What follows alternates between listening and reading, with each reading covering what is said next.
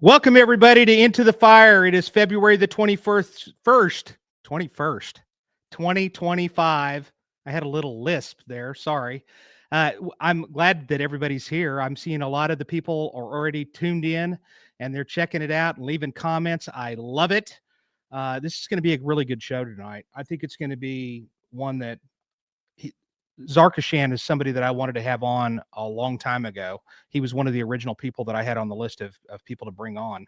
I wanted to thank Stephen from Toronto, Canada, for the coffee cups that he had sent. He personalized these and sent them our way, and it is much appreciated. I'll try to bring them on after this quick video that we're going to show, just to kind of show you a gist of it. I'm just happy to be here. It's Friday night. Excited. I look forward to this every week. This is like therapy for me. And let's just get straight to this episode. I'm going to show you a quick video. It's about a 6-minute video. I know that sounds long, but I think that there was no better video to introduce you to this next guest for episode number 41. And go ahead and show it, Amanda. Definitely feel blessed. All the doctors I've had took great care of me.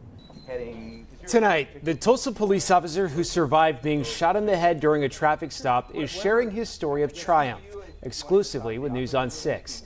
It's the first time Arash Zarkishan is speaking publicly about what those first days, weeks, and now years of recovery have been like. Zarkishan and Sergeant Craig Johnson were shot while on the job nearly 3 years ago. Johnson died from his injuries and Zark survived, and says that he is living proof that people can have a good life even after enduring a traumatic brain injury. Only on 6, Reagan Ledbetter sat down with Zark and the neurosurgeon who helped save his life. Another kiss? Look at that. Give her a kiss. Oh. They say walking miracle. I'm just a survivor, and I'm happy to be one. Officer Arash Zarkishan has no memory of June 29th, 2020, the day that changed his life forever. It was early in the morning. I was driving to work and I got a call that an officer had been involved in a shooting. And I remember coming into the emergency room and seeing him laying there. He was in trouble. Goes in here, you can see the scar, and the exit is back here behind my right ear. The operating room was ready. I wheeled him up from the emergency room, put him on the table, was able to stop the bleeding, repair the injury. For more than 24 years, our department has not had to deal with a situation such as this. While all of Tulsa was captivated by this scene and mourning the loss of Sergeant Craig Johnson, Zark was in the neurotrauma ICU here at Ascension St. John fighting for his life. People were hoping and praying he would pull through.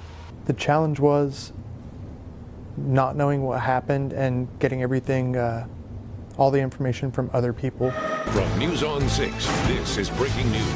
It was a beautiful service here today for Sergeant Craig Johnson. Zark didn't find out until a month after the traffic stop his supervisor and friend Craig Johnson had passed away. 3 weeks after the shooting, Zark was transferred to Craig Hospital in Colorado that specializes in neurorehabilitation. He spent 3 months there, where doctors repaired part of his skull using 3D printing. He then started his road to recovery. Recovery from brain injury can take months to years. Full scope of recovery sometimes isn't evident immediately. Dr. Yashar Kalani is a neurosurgeon at Ascension St. John and says brain injuries are more common than people think. Kids get them in sports, adults often get them from traffic crashes, and the elderly get brain injuries from falling and hitting their head. The fear that most people have, especially immediately after a big accident or a big trauma to the head, is this person going to be cognitively the same or similar to what they were before the injury? Dr. Kalani says it can be frustrating for patients with brain injuries because they face different challenges like memory loss, speaking issues, and can struggle with relationships. The bottom line is what you see at the time of the original injury is not what you're going to end up with. People do get better. It just takes time. In Zark's case, he has memory loss and has to write everything down in notes on his phone to help him remember.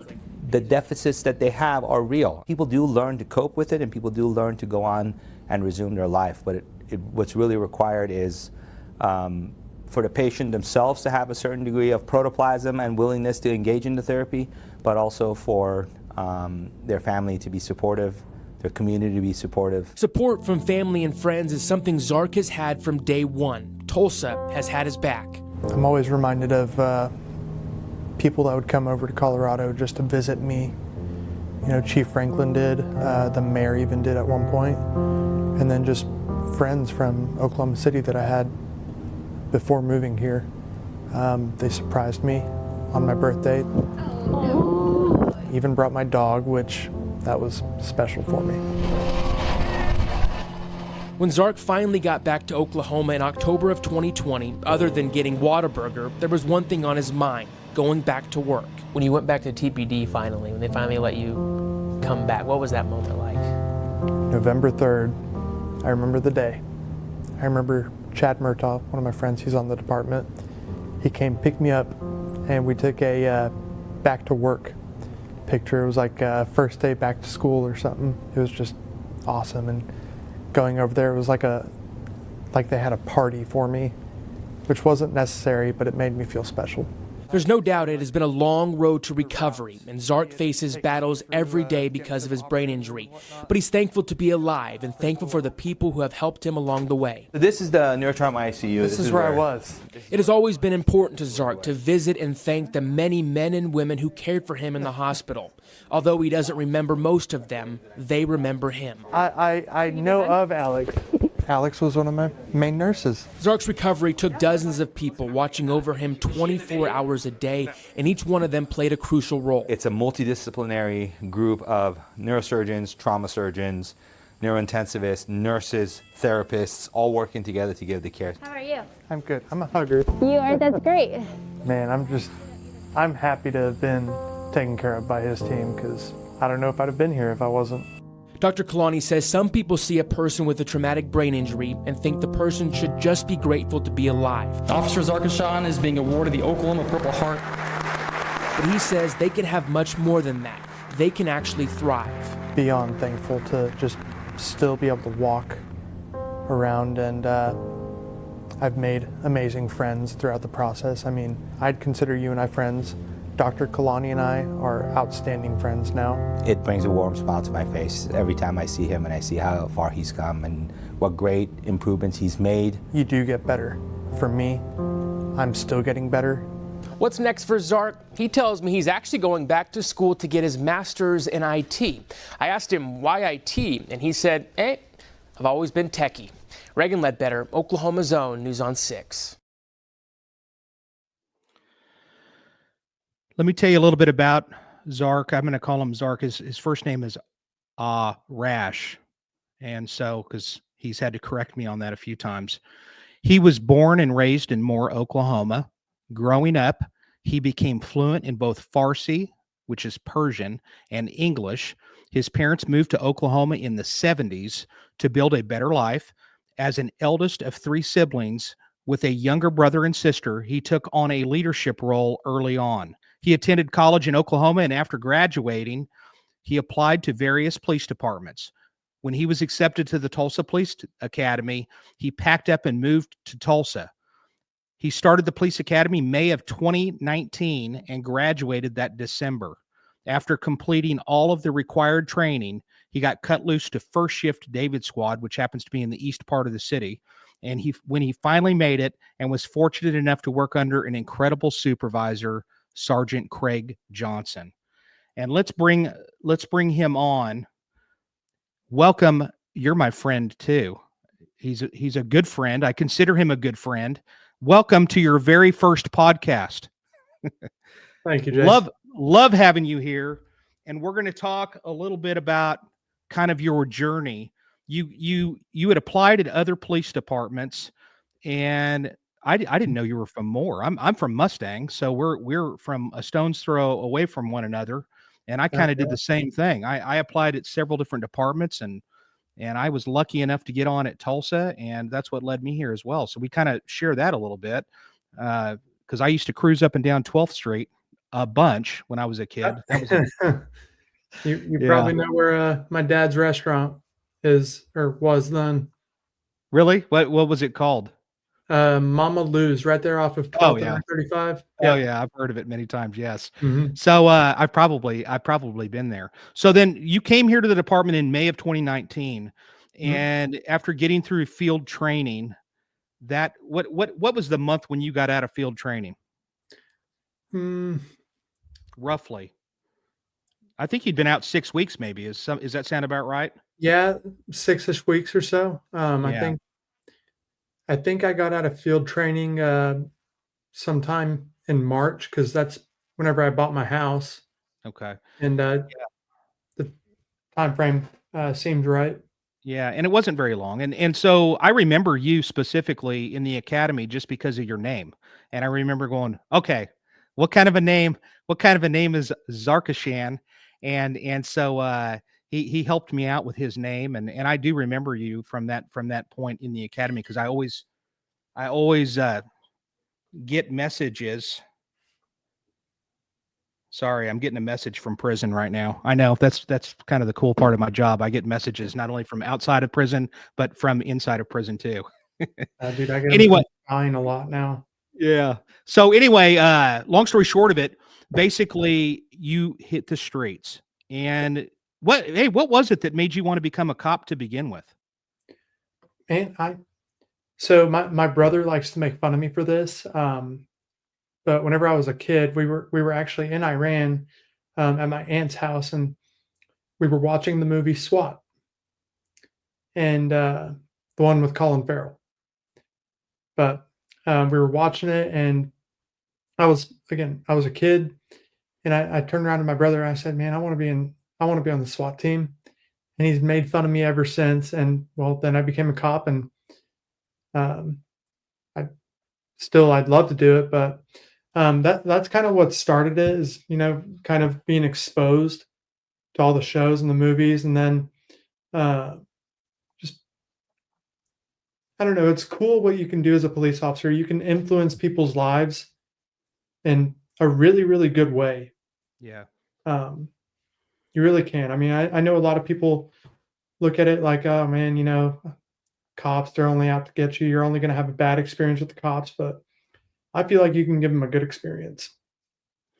Yeah. I think a lot of people don't realize that there's police officers, believe it or not, we do a tremendous amount of good in the community, and it's a lot more than just taking people to jail. So we do a lot of really, really good things, and we try to keep people from going to jail, believe it or not. A lot of times, sometimes they just want to go to jail so bad that we don't have a choice. But yeah. So you're in there, and one of the questions that I always ask every single cadet, and I've been doing it for years, is, I probably asked you this. I know I did. What was your dream job on this police department? Other than, was it SWAT? Is that still what you wanted to do, or was there something else that you had your eye on from the academy? So I probably had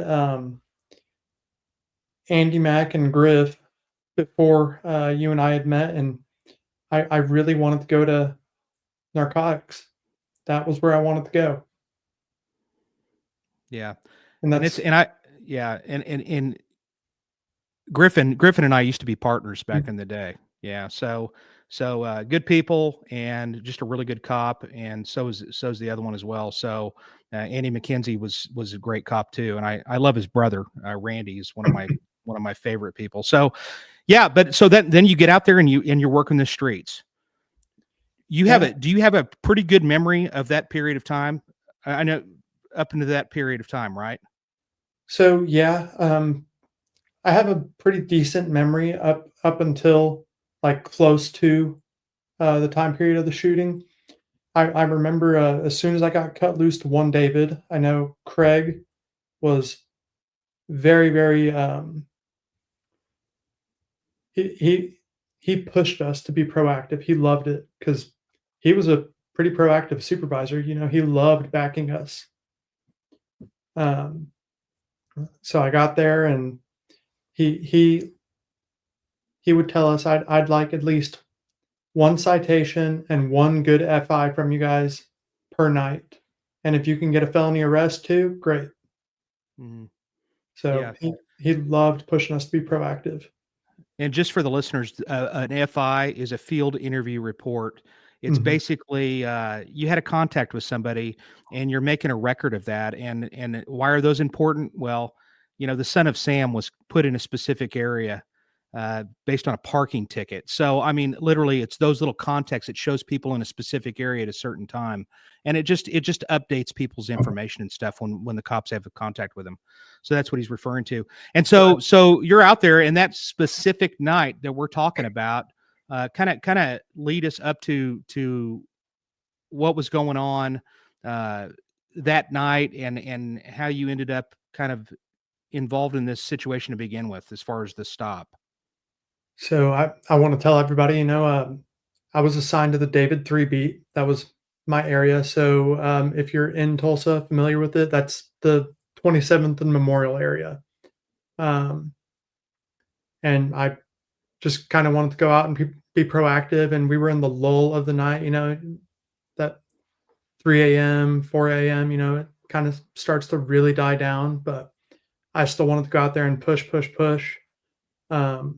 I was kind of the only one that was still up for it, but Craig, he told me, he said, "Hey man, if you want to go stop cars and be proactive, go for it. If nobody comes on to back you, then I'll back you." And well, the very first traffic stop after that was the traffic stop. And I found him in my area at 27th and Memorial. Yeah, and what was it that he did that drew your attention to his car specifically? So I don't remember the specifics of that. I've heard multiple things, and so something I want to hit on in that first video you showed, when I talked about the frustrating thing about a lot of what happened to me is the information I get is very secondhand. Because I don't really remember anything from that night. And it gets frustrating whenever people are like, "Hey man, do you remember this?" Well, no, I don't. But and understandably so.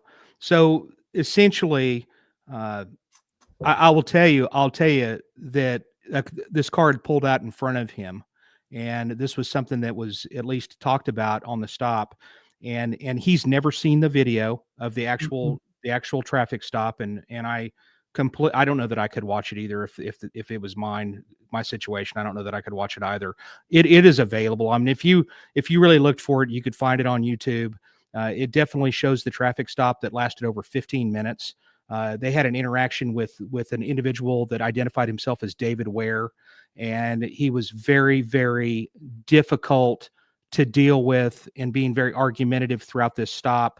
And ultimately the reason why is he had a gun hidden underneath the seat. And that's something that he did not want to go to jail for that.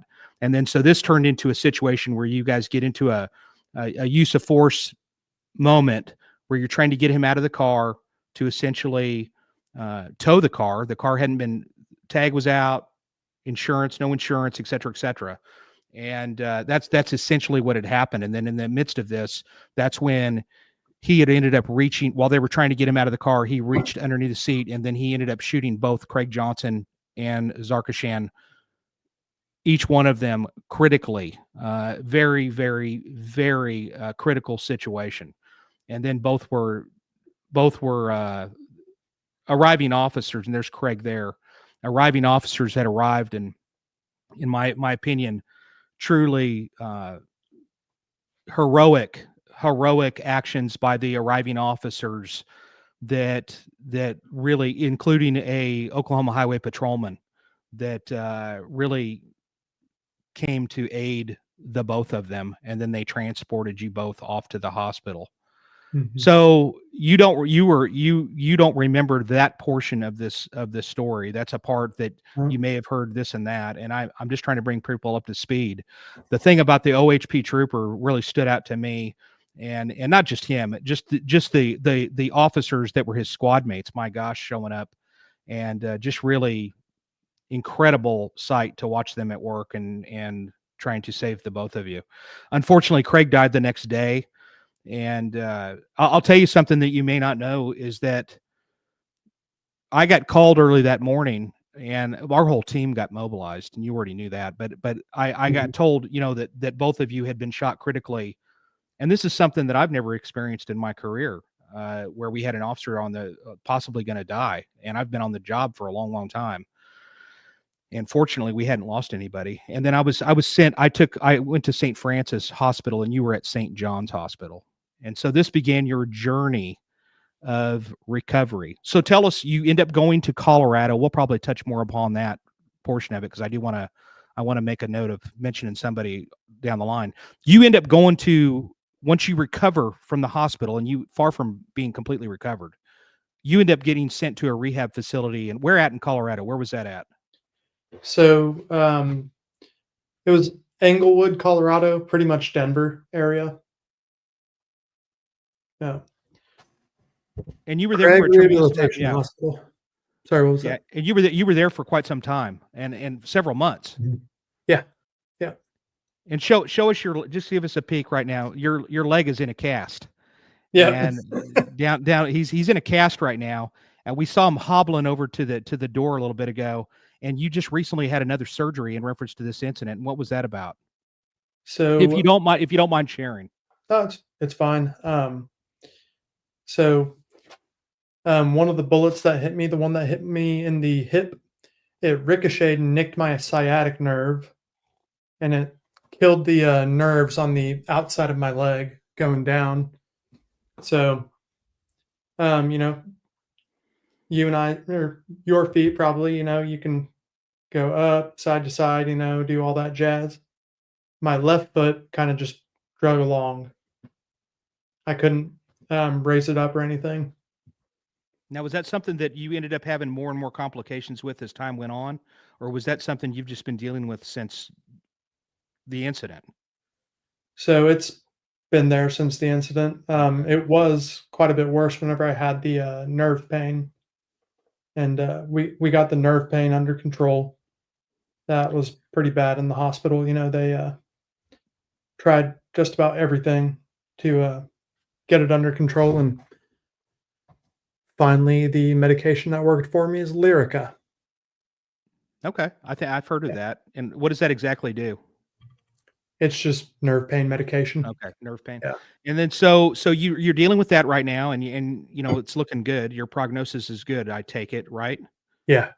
Yeah. And so while you're in your recovery and so forth, you start learning more about this incident. And then when did you actually, I know that you talked about it in the news story, but remind me, when did you learn about Craig ended up dying out of this situation and learning more details? That had to have been a massive shock, not knowing what was going on. So it was about a month afterwards. Whenever I first got to Colorado, I actually I ended up at the hospital with a severe infection in my head. I guess during the Metaflight or whatever to Colorado, I got a infection in the head, and that almost killed me. But the nurses recognized it whenever I got there, and I went to surgery again. So that was whenever I had my second craniotomy. And then started recovery over. And then once I was stable from that, kind of coming back to it, that was whenever my girlfriend at the time, she informed me like, hey, we didn't want to tell you this in the beginning, but Craig died that night. Yeah.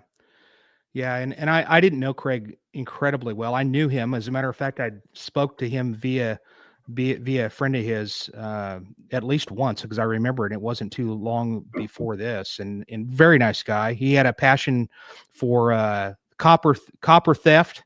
That was one of the things that he did a lot of work on and so forth. I think there's a law that they'd ended up getting enacted and so forth because of that. But one of the things, just to go backwards, I want to go back real quick because I don't want to forget. My job, I didn't really know what I was supposed to do, to be honest with you. I went to the hospital and they sent one of us to St. Francis, which was me, and then they sent somebody else to St. John's, where you were at. And my job, I guess our job was really to act as a liaison between the chiefs and the homicide unit, just to kind of keep them abreast as to what's going on. and to answer any of their questions. And of course, they're going to have a lot of questions that sometimes you're sitting there scratching your head about, like, why do they need to know that? But you're getting a lot of those kind of questions that you're dealing with. But I will tell you that Chief Larson, who is he's our chief now, and I'm not saying this because he's my main chief, but he actually, and I'm not being I'm not trying to say anything against Wendell Franklin, who was our chief at the time, but the fact of the matter is that Wendell Franklin, he'd never dealt with anything like this before. None of our deputy chiefs had ever seen anything like this before. Dennis Larson was the only person that in the room that had actually experienced something like this. And I will tell you, I've never told him to his face this, but one day I plan to.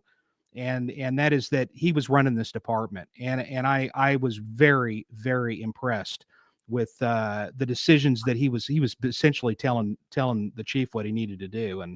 And he was doing it because he was guiding him through it. And I wanted to make a note of that.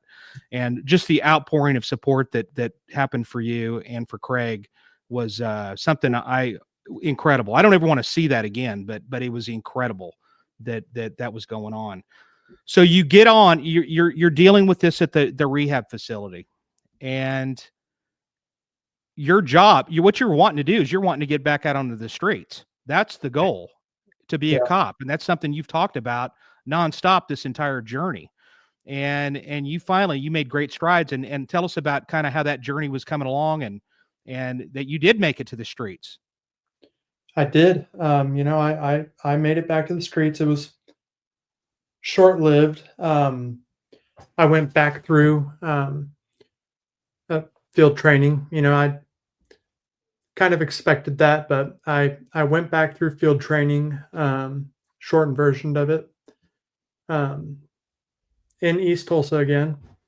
So get done with that after a couple of months, and I'm cut loose again. And this time I decided to go work Southside, where my friend was.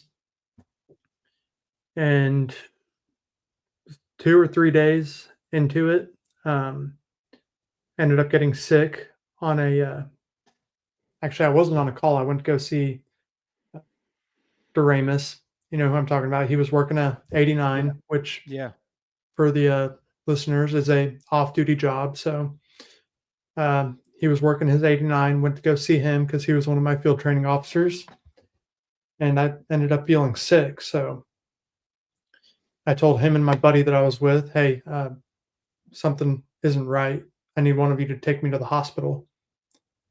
They took me to St. Francis, and I had a seizure there. And that was it. And then from that point, then you've still worked in a different capacity. That's not. I don't think that the different capacity is really what you wanted. You wanted to work the streets. You were you were a baby cop when this thing happened, and had been out for 5 minutes. So you were loving it. And then so this changed that course, and so therefore you were kind of relegated to doing different duties at different divisions. Special investigations division. Where else have you worked? So let's see. I went to SID. I was in burglary. I went to exploitations, where I would come see you and Ronnie all the time.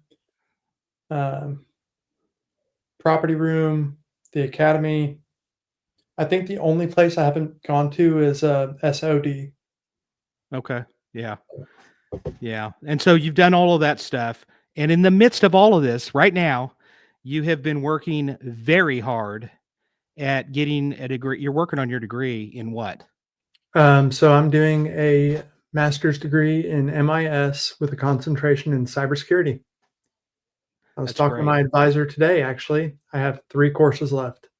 That's it. You're done. Mm-hmm. And then at that point, there's a possibility that you may leave the department ultimately and then go on that route, right? Correct. Probably to make a ton of money, a lot more money, I hope. Well, I want to take you out to lunch. Yeah, I'll take you out to lunch. No doubt, I will take you out to lunch. Let's talk a little bit about, this happens, and then all of a sudden the trial comes up, and that's a part of this journey that I think it bears mentioning, because I'm sure, of course, you've said it all along. Hey, I've not watched the video. I don't know exactly what happened. But then you're in a position now where you're sitting in a courtroom. You haven't testified probably, I don't even know if at all, really. First You time. could answer that. Yeah, first time. And now you're in a trial, in a murder trial. It's a death penalty case. And you're getting the prosecution side's not the hard part. It's the other side and how they were treating you. And so tell us a little bit about that process and how you felt through that process. Yeah, I was dreading the fact that, I am going to have to go to this trial and testify, because I had heard a lot of things about the defense and how they're going to treat me, and get to the trial, and it happened so fast. Mm-hmm. But well, how was the experience? I mean, ultimately, you had this expectation that it was going to be really bad, because I testified in the case. I don't know what really the experience was like for you.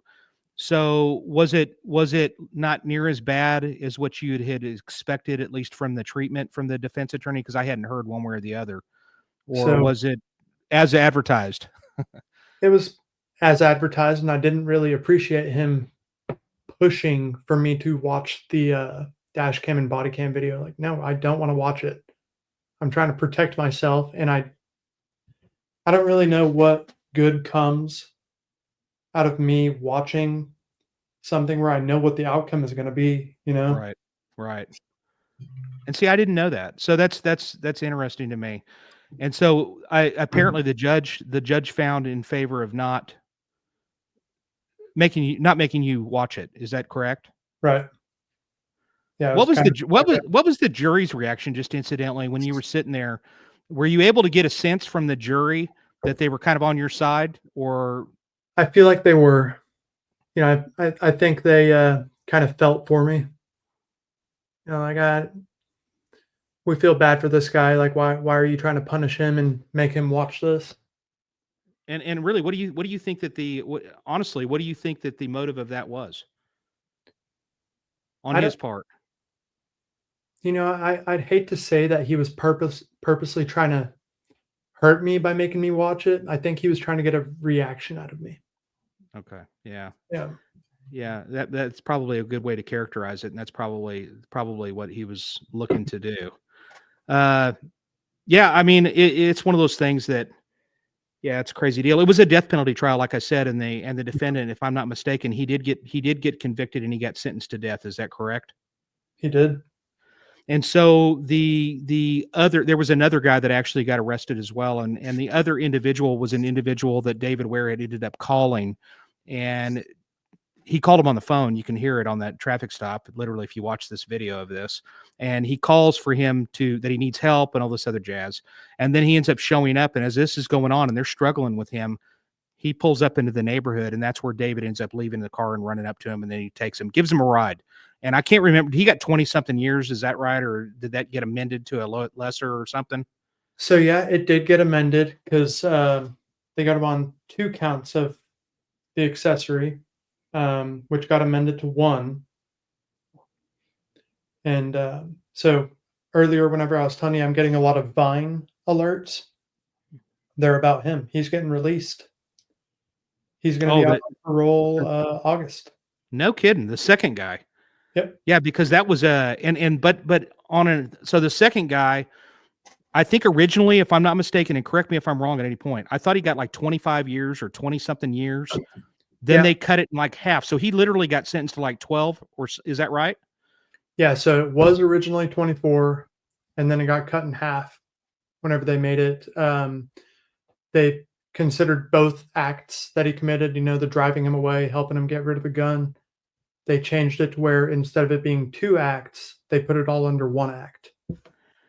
Yeah, and the other interesting thing about this, do you know the case law that came about in reference to this particular case? Because there's been some case law, man. Okay, so what happened on this is, I think that they had charged for accessory to a felony after the fact. Okay, and they didn't necessarily. I don't think they had an accessory to murder.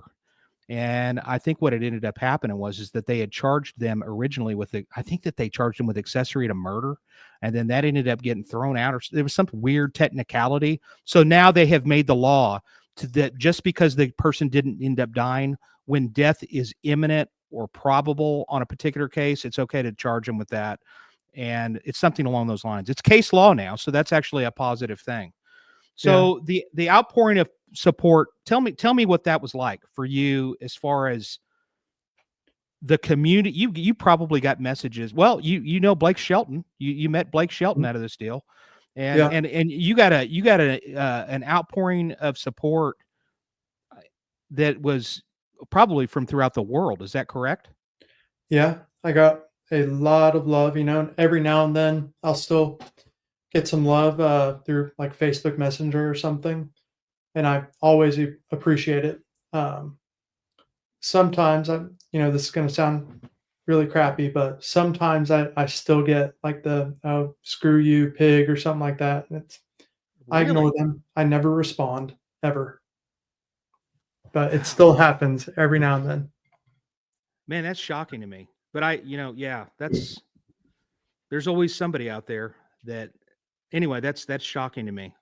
Yeah. But you're still getting messages and so forth. And then the community of Tulsa really just adopted you. Honestly, I think that's the way I characterize it. I mean, this is something that the city hasn't seen in forever. Right. And great to me. Yeah, absolutely. And I saw you in an airport. You were heading to DC, and I was heading some exciting destination to teach somewhere. And my wife and I had met with you. And who were you with that day? I was with Craig's oldest son. Yep. I think you were we might have met in Chicago, honestly, or we flew on the same plane or something like that. But yeah. So you flew off and you were going with Craig's oldest son, and you guys were heading to, what event were you going to in DC? We were headed to National Police Week to have Craig's name added to the wall, and I was their escort. That's very cool. Very cool. And was a mom along for that? That's how I thought. That's what I thought. So what is this? What is the wall that you're speaking of? I know what it is, but just for the listeners. Man, I feel like you would give a better explanation of it, but the wall is where fallen officers have their name etched into the wall, kind of being memorialized. And then the candlelight vigil, which is really cool, where their names are read off, and the blue lights or the blue candles are being held up. That's a really quick synopsis of. You want to take a quick break? I'm going to step away real quick. Yep, step away real quick. Yeah. Hey, Amanda. So let me tell you, just let me know when he comes back, Amanda. He's going to take a quick break. And ladies and gentlemen, this is a very, very powerful story. And this is his first podcast he's ever done. And it's a lot. It's a lot for him. And so it was a very emotional time for our police department. Like I said, if you were to look at the number of officers that were killed in the line of duty in the state of Oklahoma, unfortunately, Tulsa had more officers killed in the line of duty here than any of the other cities. I think OHP is number 2, and then, which is Oklahoma Highway Patrol, and Oklahoma City Police Departments had the 3rd most cops killed in the line of duty. It's just a dangerous, dangerous profession that we have. And I always think that it's not necessarily a bad idea to remind the public as to the inherent dangers that we have in this profession. And I think that, like I said, the only reason why I even mentioned that this video is on YouTube is, but it's there. I mean, if you wish to see it, I've seen some people say that they weren't going to, but it's certainly there for you to at least get educated as to some of the inherent dangers that happen within this job. And I'll tell you something else, that this happened, if memory serves, this happened relatively close to following the Minneapolis situation. And this is one of those deals where, if you don't think that incidents like that affect the police too. And we want to make the right decisions. And in particular, since this case, our procedure has since changed. And the procedure that we've changed to is that if we are faced with a situation similar to this, is what we would do is we would we'll step back to our cars to a safe place, and we will give commands from there for the person to follow the commands. And then if they don't, then they're gonna get a taste of some chemicals that are going to be coming their way. And that's just the way it goes. It's not a negotiation. It's something that we have to be safe. And if we've gotten to a point where we have to use some sort of a force based on verbal commands where it starts to going onward, then it's just something that we have to do. So this is a very, very serious situation. It was very, very hard on everybody. It's been hard on us because I would love nothing more than to have him out patrolling the streets and so forth. And in some instances, like with Jason Schechterly, that was our guest from getting hit by that car and burning up in that car. Jason managed to be able to make it back, and Zark has been back for a long time as well. But he's doing things to better his life, and I love it. I think it's great. Amanda, there's a couple of organizations that if we get a chance, we'll ask him about it. But what are the two organizations, or at least one of them, that he had actually mentioned? Okay, so this is something, if you wanted to look into something just to kind of learn a little bit more about other police officers that are involved in situations where they are out to help people, but there's people that are members of this, and this is one of those organizations that Zarkishan is actually a member of, and it's the streetcoptraining.com. And he was telling me about a couple of different police officers that are also members of this, that he had actually met one of them that was in a rehab facility. We may try to get him on later on down the line, but it's to help other police officers. And that's what it's about. And that's what we try to do in these situations. And it's just to help other police officers. And there's just far too many cops that are getting killed today. And I can speak with personal experience. I've been involved in a shootout myself, and it is not a fun experience. So, but like I said, what are some of the, I'm kind of looking here to see if anybody had any questions or comments and so forth about the different things. If you have a question, feel free to shoot it out there and we'll try to address it. He's not very old. He's golly, I'll have to ask him. I think he's just over 30, if I remember correctly. But, well, thank you, Terry. I think she's actually saying that it's probably one of the most respected jobs out there. Well, it's a very noble profession where we have to make split-second decisions. And if you think about it, we're one of the few occupations out there that exist where, how would you like to have a camera with you every second of when you're doing anything where the camera is capturing every little thing? And by the way, you get to get scrutinized to a whole nother level. And that's that street cop stuff. So there's a lot of neat things that are on that. I haven't had a chance to really dive into it at length, but it's really something, if you're a police officer out there, you should definitely take a peek at that. Oh, good. He's back. Thank you for coming back. And so I'm getting a lot of great comments about you and so forth. And that's very kind. He is doing a great job. You're doing an awesome job. You're doing an awesome job right now. I'm gonna miss seeing you around. I get to see him all the time. He comes around just to pop in and say hello. And I went up to his office and I was like, "You're gonna have to do something here, buddy. You need stuff on the walls. Like I need to see stuff. And if you look at my desk, you've seen mine. And I go up there and you need pictures. But anyway, I'm glad you're back. So tell us about in my home office. Oh, I know it. I love it. So tell us about the this organization. I just popped it up there while you stepped out. Tell us about this organization, about street cop survival that you're about. And then that second one, you'd mentioned a second one that I don't know that we've got the website for it, but she can get it. Tell us about what this organization is all about. So, I mean, the name kind of says it all. They're a organization that is in existence just to train cops, and not only on like tactics and whatnot, but case law. So the founder of it, Dennis Benigno, he's really big on case law, and that's the biggest thing he preaches on is know your case law. When you're a rookie getting out, know your case law. That way you can have confidence whenever you make those car stops and if you run into a sovereign citizen and you're not sure what to do, well, hey, what have you learned from your case law? Yeah. Yeah, you're right. Knowledge is power, and that's something that you get inundated with it in the academy, and they pump your head full of a lot of case law. But what people don't realize is that when you get that first call, when you're in field training, remember when you were in field training, you were probably so ready to be on your own, you couldn't stand it. And then the moment your first night out on the streets, it's like, oh my gosh, what's going to come out of that radio next? Because you're going to be responsible for that. And that's a little scary. It was for me.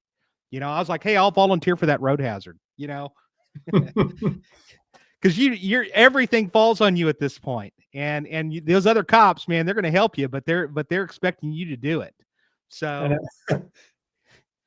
I got kind of faced with the same thing as you did, where people were like, I was wanting to stop cars all the time. And Pat Harker, and you know him really well. And I'm going to mention Pat because Pat actually grabbed onto me. I was in his squad, and Pat would grab onto me. He goes, that's enough. You're not stopping another car.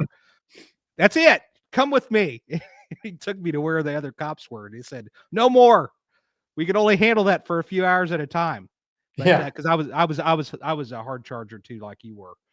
So do you still get to see your squad mates pretty frequently, or and touch base with them? And that's good.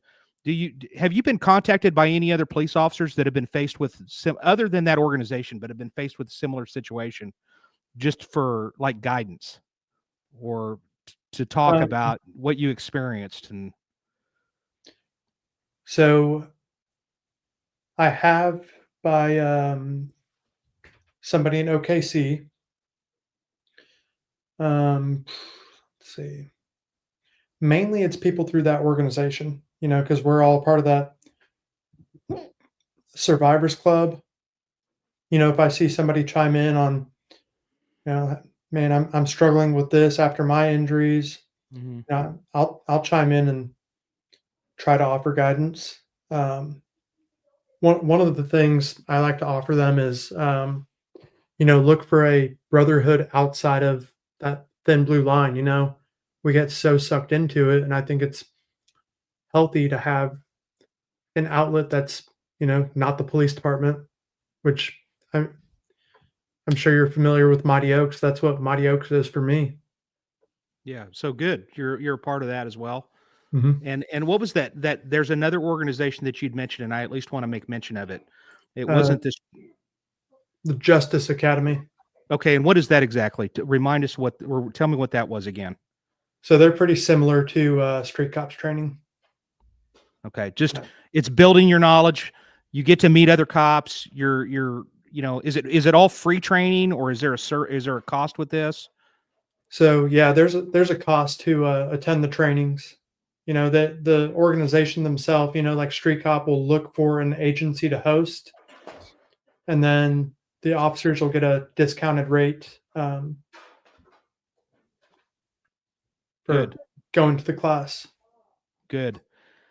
Is there anything that you would like to add that I haven't asked you, or first of all, I hope that you've enjoyed this podcast. I really do. Well, actually, this isn't just a podcast, Zark. This is a radio show. We're broadcasted all over the world. It's through KGRA Digital Broadcasting. I'm gonna send you a link to this episode, of course, so you can watch it over and over. Tell anybody you want to about it. We don't make money, but this is one of the things that I do as kind of a healthy habit. And I like to bring people like yourself onto here for other people to get to know who you are. And, apparently, people message you on Facebook, so maybe you'll get a message or two from my supporters that will send positive thoughts your way. And I think this has been fun. So 3 classes, technically speaking, is that something that you're looking at probably another semester, maybe? 2 semesters. So one of the classes I have to take is required for the other 2. So prerequisite. Okay, good. And so do you have a job already lined up, or some internship that you're going to be doing, or is it something you're going to be searching for that right job when you get out? Search whenever I get done. Okay, good. If I can find one I like, because there's no point in leaving the department I don't find the right fit, right? Yeah. And let me, the last question do you ever get to the point where I'm sure that the younger cops, do you speak at the academy about this incident at all? No. No. Do you ever get to the point where you're just like, man, I don't even want to think about it anymore. I'm over it. I don't want to think about it's part of your life. Obviously, it's a huge part of your life. It's changed the trajectory of your life. But is there ever a time when you're just like, I just don't want to think about it anymore? You're getting married. Did you get married? I know you proposed to her at the Blake Shelton concert, right? That didn't work out. Oh, it didn't. Okay, I didn't know. Sorry, I didn't know. No, but I know your girlfriend at the pickleball thing. Remember? That's right. Yes, you're right. That's right. You are absolutely right. So, are you on the verge of getting married? Hope so. Okay. All right. Well, good. Good. And so it's 7:52, ladies and gentlemen.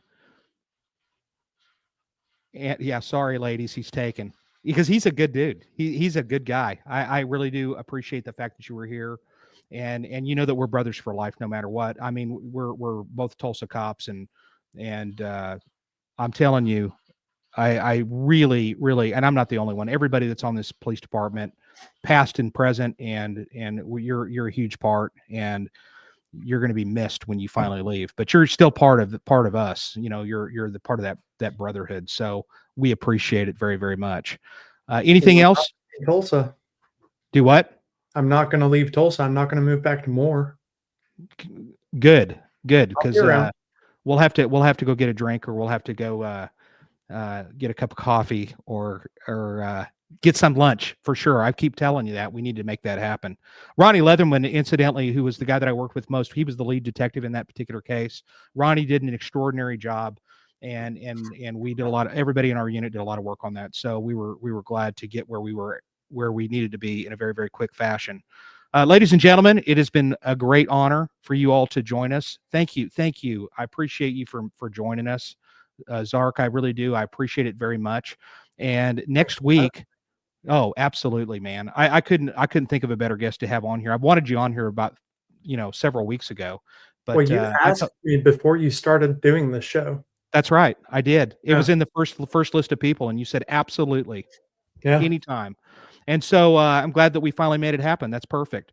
Next week, Scott Michaels. Scott Michaels is basically the host, or he's the narrator of 6 Degrees of Helter Skelter. This guy is an absolute authority when it comes to the Manson murders. He actually consulted with Quentin Tarantino for Once Upon a Time in Hollywood. He owned and ran Dearly Departed tours in Los Angeles. And if you talk about death and you talk about movie stars, he knows it. And so we're going to have him on next week. It's going to be, I've been trying to get him on here forever. And finally he's succumbed to the pressure, and he's going to be on here. So it's going to be a lot of fun having him. Ladies and gentlemen, thanks again. Like and subscribe. Thank you, Amanda. Thank you. Like and subscribe this channel. I appreciate everybody, and I've got to get off because I'm notoriously late. But thanks again, Zark. I appreciate you. And don't leave. Stick around, and we're gonna take us out, Amanda. Take us out.